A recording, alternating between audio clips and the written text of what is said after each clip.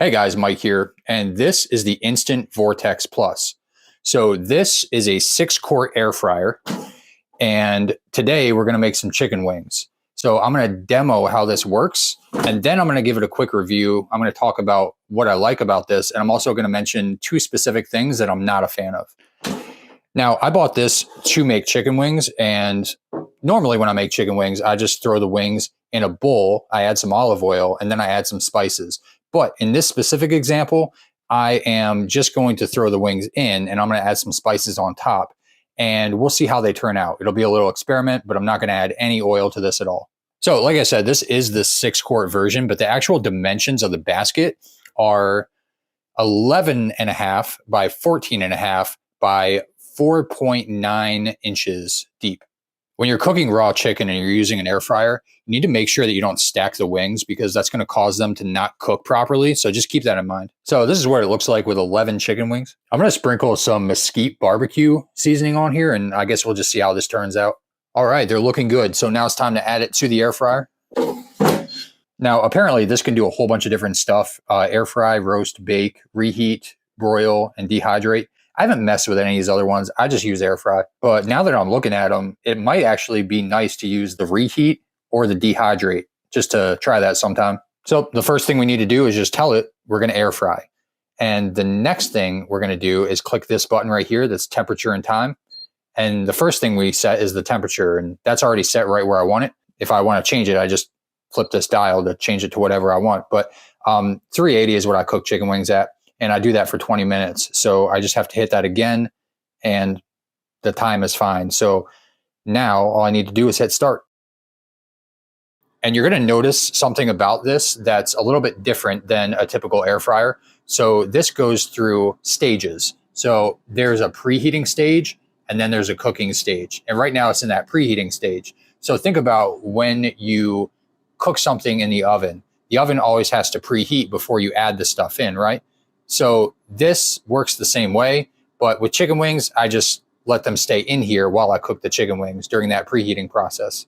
Another cool feature that this has is a light. So I could just click this right here, and then I can come down here and I can check the progress of how everything's going. When the wings get about halfway done, I do like to pull out the basket and then flip the wings, but I want to show you a cool feature. So you can just pull the basket right out while it's going. And what's going to happen is it's going to pause and then let you restart once you put the basket back in. Certain parts of these wings look dark because that's actually the seasoning that I put on the wings, and that's what it looks like when it cooks. Now, normally, I would use tongs to flip the wings, but I actually let them sit out for like 2 minutes before I started flipping them. All right, let's put them back in for the remaining 7 minutes. All right, looks like we're down to the last few seconds. It gives us a nice little chime, and now we know the food's done. All right, and that's what we got. Now, this is my first time making wings without adding oil, and I would say if you like crispy wings, you should probably add some olive oil and cook them that way.